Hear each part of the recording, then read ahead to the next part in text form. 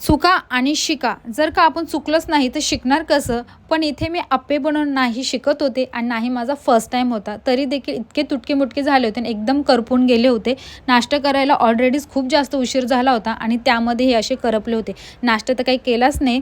डीमार्टमध्ये निघून आले तसेच गुडलूला घेऊन. मला थोडं बहुत सामान घ्यायचं होतं. आता मी डीमार्टमध्ये गेल्या आधी काय करते, ट्रॉली घेते आणि त्यात गुडलूला बसून देते. का तर आहे ना, त्याला असं घेऊन फिरलं ना तर माझं सामान घेणं अर्धच राहून जातं आणि त्याच्या मागेच फिरावं लागतं. आता ट्रॉलीमध्ये बसल्यावर पण तो शांत बसत नाही. बघा कसे कपडे ओढतोय. आता डीमार्टमधून सामान घेतलं आणि घरी न जाताना लगेच गेले हॉटेलमध्ये पेटपूजा करायसाठी. खूप भूक लागली होती, नाश्ता पण केलेला नव्हता. त्यामुळे ना इथे पेटपूजा करून घेते. घरी आल्या ना गुडलूला अशी डाळिंब सोलून दिले होते, का तर तो हॉटेलमध्ये झोपून गेला होता आणि तो झोपल्या असल्यामुळे ना मला निवांत जेवता आलं. आता हॉटेलमध्ये तसंही तो काही खात नाही, पसाराच मस्त जास्त करतो. आता इथे पण बघा ना, डाळिंब खायचं सोडून ना सांडवतोच आहे खाली जास्त. पण असो, स्वतःच्या हातानं तर खातोय ना.